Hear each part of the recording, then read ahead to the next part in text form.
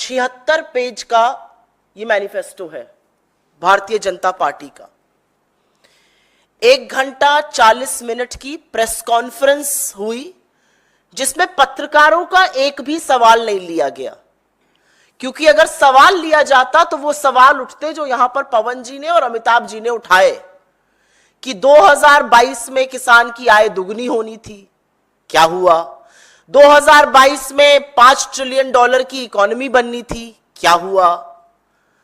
100 smart cities बननी थी, क्या हुआ? पूछा जाता लाल आंखें मूंद क्यों रखी हैं, क्यों नहीं लाल आंखें खोलते? ऐसे बहुत सारे सवाल लगातार पूछे जाते। कांग्रेस पार्टी को जनता ने बार बार नकारा है, लेकिन इसके बावजूद भी कांग्रेस पार्टी तुष्टीकरण की राजनीति से बरआमदा है और तुष्टीकरण की राजनीति से बाज नहीं आ रही है।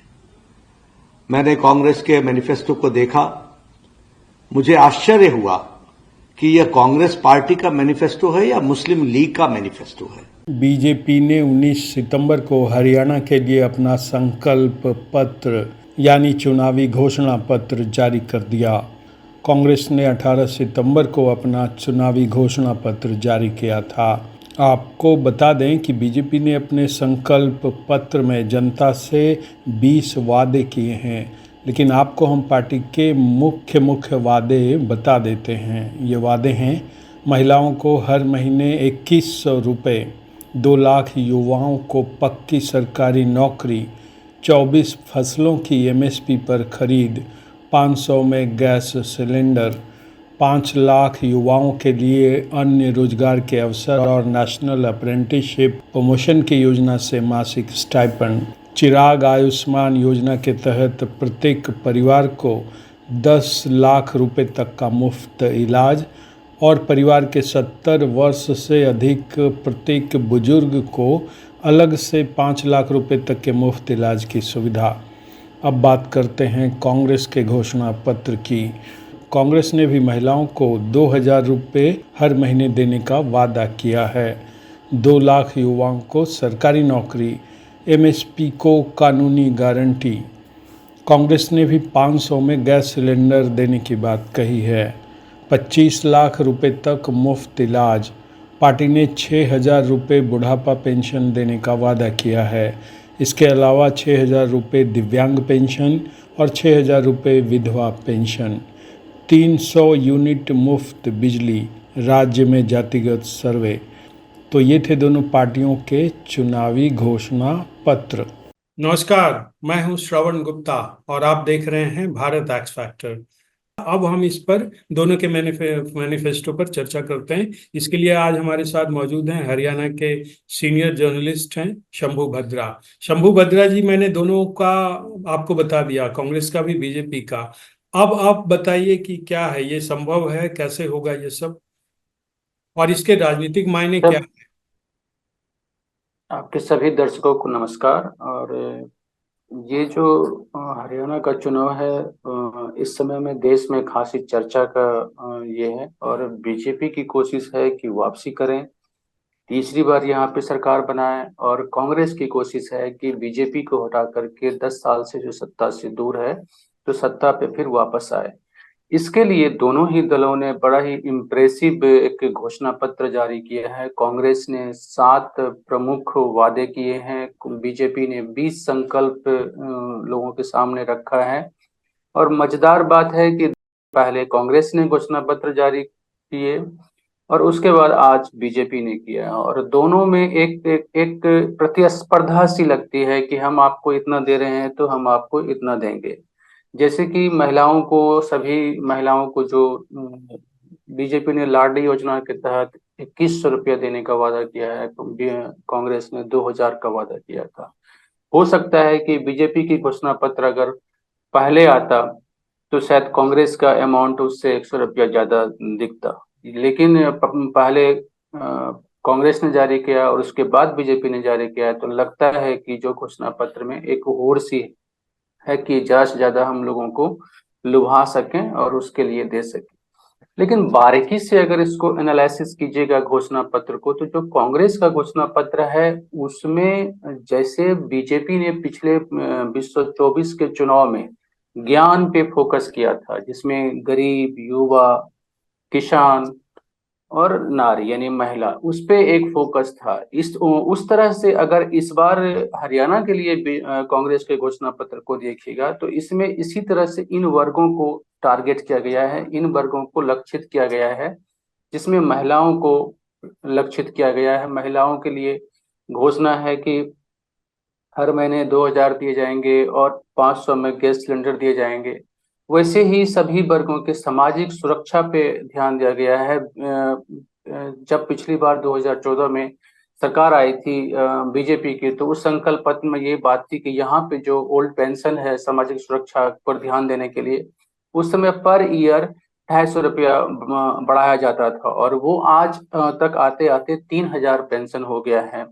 कांग्रेस ने एक गेम खेला है कि सामाजिक सुरक्षा पेंशन को सीधे डबल किया है कि बीजेपी 3,000 दे रही है, अब जो उनकी सरकार आएगी तो 6,000 मिलेगी।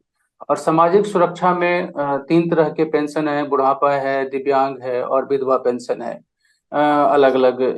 तो ये एक बड़ा अमाउंट है, बड़ा गेम है, और इसका जो है कैसे सरकार दे पाएगी वो भी देखने वाली बात होगी। बीजेपी इस पर अपने बीजेपी घोषणा पत्र में समाज सुरक्षा का वादा है, लेकिन कोई अमाउंट अलग से क्लियर नहीं किया है। उसके बाद कांग्रेस को देखेंगे तो युवाओं पे फोकस है, बीजेपी के घोषणा पत्र में भी युवाओं पे फोकस है। लेकिन बीजेपी के घोषणा पत्र में एक खास बात यह है कि जैसे कांग्रेस ने केवल नौकरी देने के वादा करके आगे निकल गई है कि 2 लाख युवाओं को हम नौकरी देंगे, बीजेपी ने 2 लाख युवाओं को नौकरी देने की बात की है। उसके साथ साथ जो स्किल्ड बेस्ड जॉब क्रिएशन है, इंडस्ट्री को इनहेंस है ताकि अधिक से अधिक रोजगार सृजित किए जाए, तो उस पे बीजेपी का फोकस है उसके घोषणा पत्र में।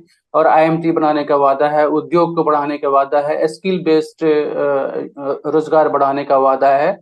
तो चूंकि इस वक्त में कांग्रेस ने बेरोजगारी को और महंगाई को, किसानों को एक बड़ा मुद्दा बनाया है प्रदेश में, तो बीजेपी के घोषणा पत्र में उस क्लास को एड्रेस करते हुए बहुत सारी घोषणाएं दिख रही है कि बीजेपी ने एक बेटर कोशिश करी है घोषणा देने की, जनता को जिससे अपील करे, जिससे प्रदेश का विकास हो, प्रदेश में और प्रगति हो और सभी वर्ग को जोड़ा जाए रोजगार से, विकास के की यात्रा में सबको भागीदार बनाया जाए, जो कि बीजेपी की पहले से नीति भी रही है। तो वो चीज इस घोषणा पत्र में आपको दिखता है। किसानों के लिए जो है टारगेट है वो बीजेपी का भी है, कांग्रेस का भी है, चूंकि किसान नाराज है तो इसके बावजूद बीजेपी ने कई सारे ऐसी घोषणाएं की हैं। किसान निधि पहले से ही 6,000 रुपया दिए जा रहे हैं। एमएसपी पे हरियाणा पहला स्टेट है जो 24 के 24 फसल एमएसपी पे खरीद रही है सरकार, तो वो एक बात है।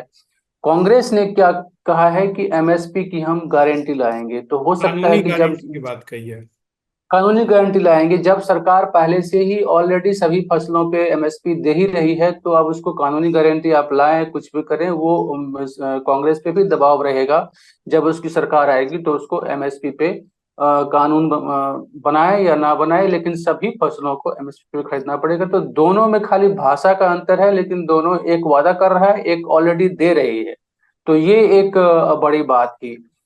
जो बीजेपी में के घोषणा पत्र में जो सामाजिक की बात है कि जैसे कांग्रेस ने कहा कि हम जातिगत सर्वे करेंगे, तो ये जातिगत सर्वे से कोई समाज के स्तर पे कोई आर्थिक फायदा हो जाएगा या कोई समाज का उन्नयन हो जाएगा, इससे कुछ होने वाला है नहीं। ये एक राजनीतिक स्टंट है कांग्रेस का, और इसका कोई प्रैक्टिकल फायदा नहीं है, क्योंकि जातिगत आंकड़े आपके पास पहले से भी है सरकार के पास। कांग्रेस सरकार में भी रही है। कांग्रेस खुद ही अपने एक समय में नारा दिया था कि जात पर न पात पर मोहर लगेगी हाथ पे।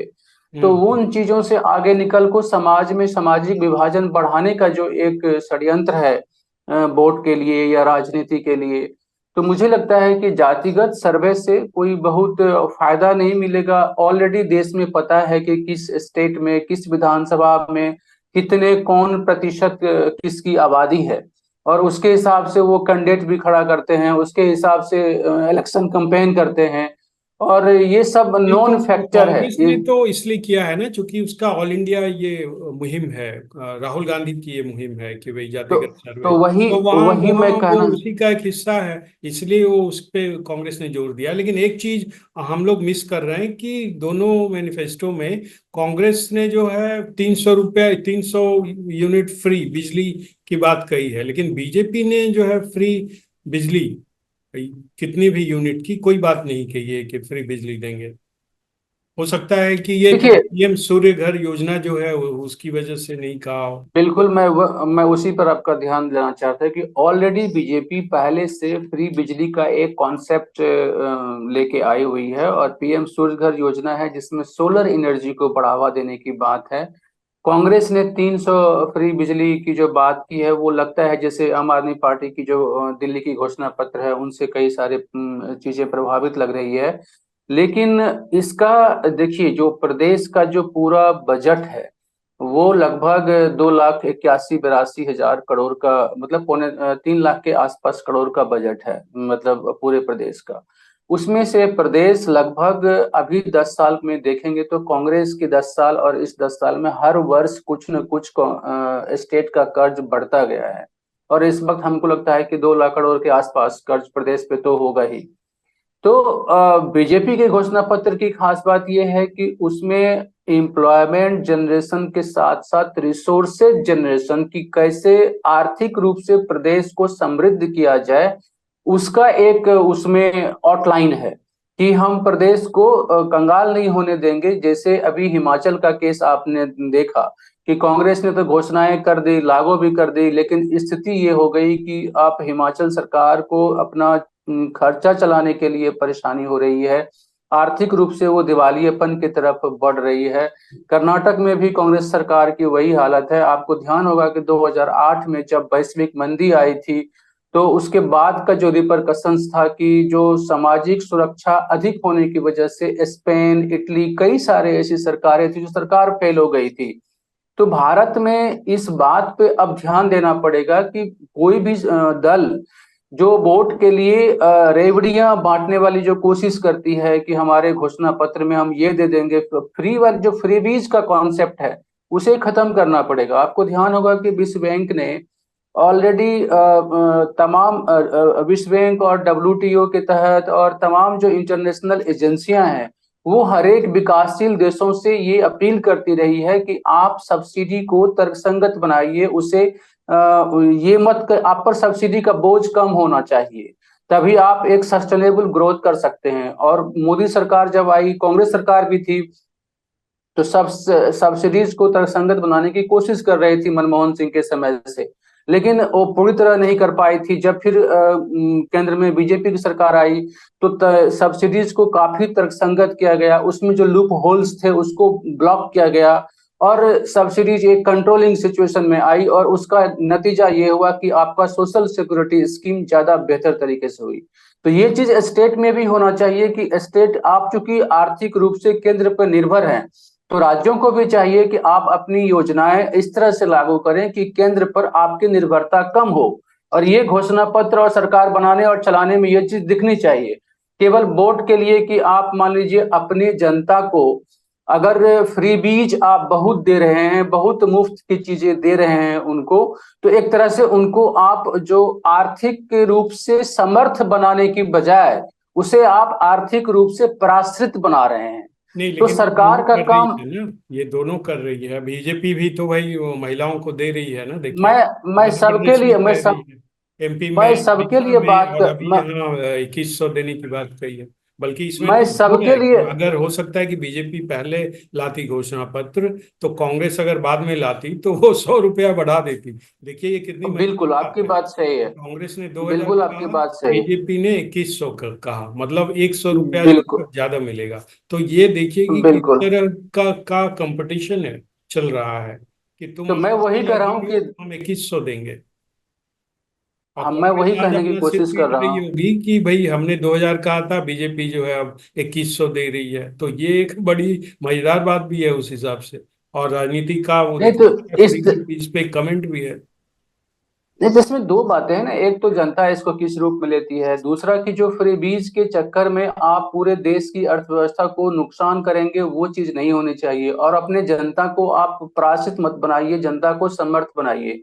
तो राजनीति पे पार्टियों की जो स्थिति है उस पर इन चुनावी घोषणा पत्रों का क्या असर पड़ेगा, दोनों का, कांग्रेस का भी और बीजेपी? देखिए देखिए, कांग्रेस को भी लगता है कि हम जनता को अपील करने के लिए घोषणा पत्र दिए हैं, हमारा घोषणा पत्र काफी इम्पैथिक है, काफी अच्छा है, और जनता उसे पॉजिटिव तरीके से लेगी और उस पर भरोसा करके उनको वोट देगी।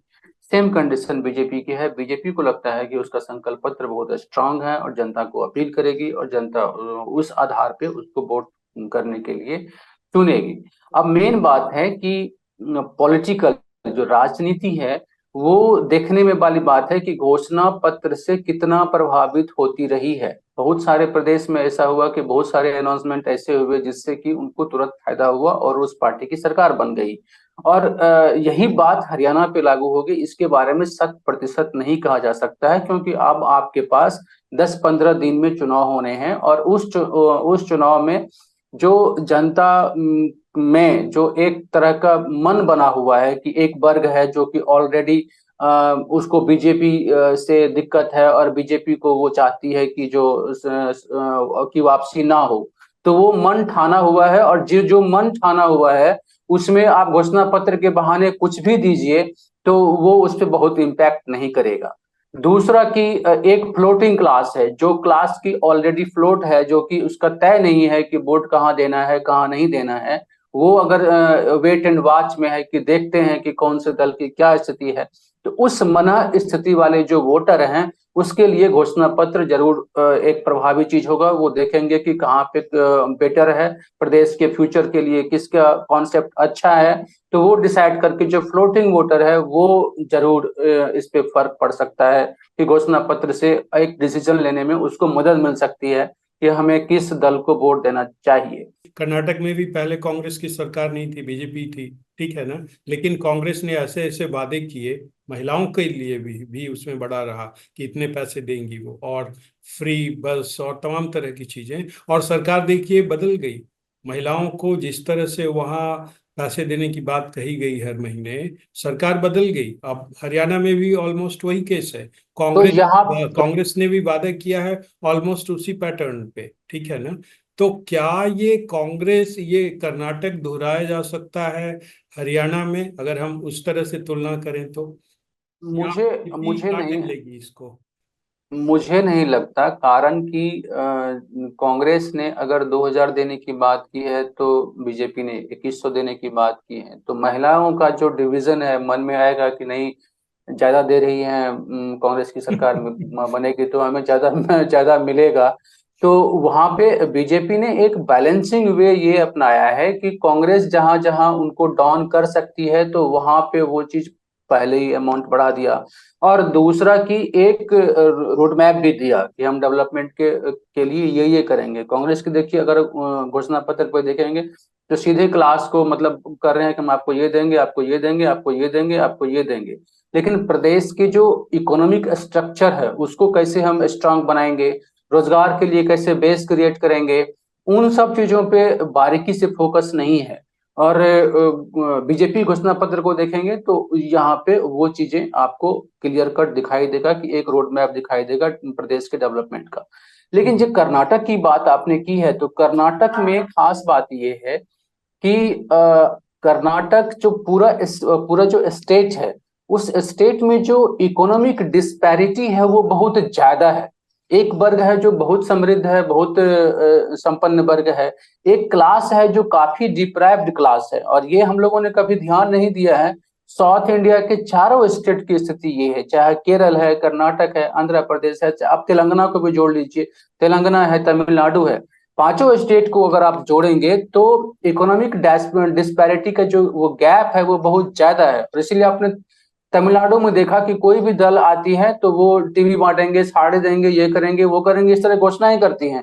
अब सोचिए कि जिस जनता को आप एक साड़ी पहनने लायक मतलब खरीदने लायक नहीं रहने दिया है, उस प्रदेश में इकोनॉमिक डिस्पैरिटी कितनी होगी, ये एक समझने वाली बात है। समझने वाली बात है कि आप घोषणा करते हैं और आपको वोट मिल जाता है।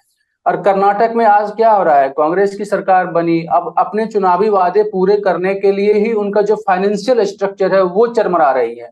कहाँ से आप फंड करेंगे, कहाँ से आप लेके करेंगे, और इसके लिए आप टैक्स मान लीजिए कि बढ़ाएंगे। आज देखिए कि पेट्रोल का हर सरकार के पास एक साधन बचा है, पेट्रोल डीजल, जीएसटी की हिस्सेदारी फिक्स है, तो आपके पास रिसोर्सेज बहुत नहीं है।